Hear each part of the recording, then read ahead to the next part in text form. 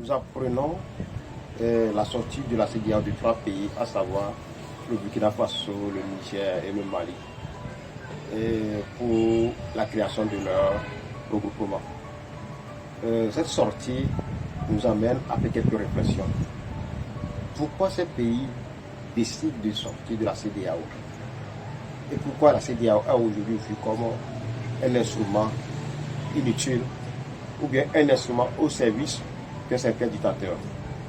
J'interviens ici parce que je me rappelle une de ces phrases de David Hussein à Akassini, qui interpelle la CEDEAO sur son rôle, sur son silence complice par rapport à ce que le clan Yassib est en train de faire ici. 2 fois de suite, la CEDEAO, au lieu d'aider le peuple togolais à solder le problème de la dynastie, c'est-à-dire en 2005 et en 2017, la CEDEAO est venue au secours de la dynastie togolaise. Et à chaque fois que la dynastie veut tomber, c'est la CEDEAO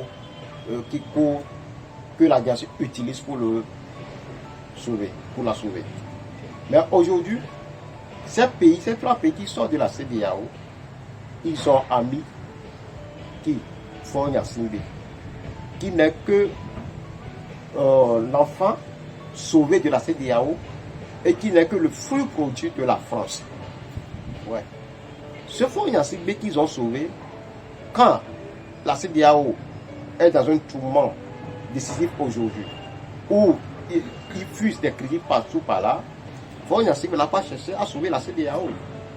Il est allé se faire ami avec des gens qui travaillent à la désintégration de la CEDEAO. Pourquoi je dis ceci? La CEDEAO, ce qui arrive aujourd'hui à la CEDEAO,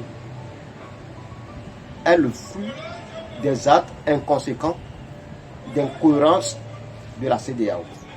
Si la CEDEAO a pris les mesures qu'il faut, si la CEDEAO était réellement une CEDEAO des peuples, il n'y aura pas de problème aujourd'hui dans ce que le Mali, le Niger vont vouloir sortir. Parce que quoi? À un moment donné, la CEDEAO venant au secours de certains dictateurs, quand ces pays aussi ont connu des coups d'état militaires dus à quoi? Dû à la mauvaise gouvernance, dû à l'incapacité de leurs dirigeants.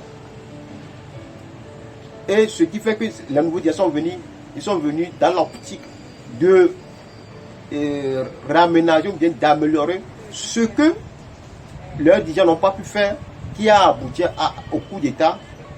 La CEDEAO se lève contre ce que nous appelons l'amélioration de la vie républicaine.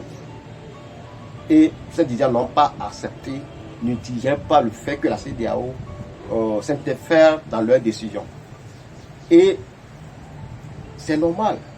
Comment vous pouvez aider certaines personnes, comment vous pouvez soutenir certaines personnes aujourd'hui, aller à l'encontre de d'autres? Aujourd'hui, ils sont sortis. Et Faure Gnassingbé, qui n'est que le produit, qui n'est que l'enfant sauvé de la CEDEAO, de ses propres décisions, de ses propres incohérences.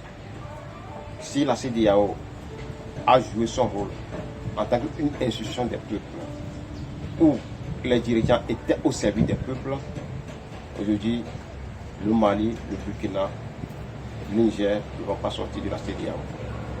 C'est l'échec de la gouvernance en Afrique. Après 50 ans, est-ce que nous allons encore recommencer à chercher à reconstruire l'institution régionale, ou nous allons ensemble nous œuvrer à mettre en place des institutions qui vont pouvoir permettre aux Africains de la sous-région, bien en Afrique, de pouvoir développer leur potentiel humain. Ce qui se passe aujourd'hui par rapport à la CEDEAO, ou aujourd'hui par rapport à ces 3 pays, doit interpeller la conscience de chacun de nous, les Africains. Ça fait plus de 50 ans que nous avons eu notre indépendance. Mais qu'est-ce que nous laissons à nos populations? Pendant plus de 50 ans, construire une population où il n'y a qu'une minorité qui vit aisément et la majorité vit comme des esclaves. Par exemple, pour au Togo, tous les citoyens ne sont pas égaux. Il y a certains citoyens qui sont plus citoyens que d'autres. Et d'autres, non. Est-ce que cette situation veut amener la cohésion, la paix, la sécurité dans un pays? Les dirigeants de l'Afrique doivent revoir leur contenu pour que nous ayons une institution qui sauve la vie en Afrique.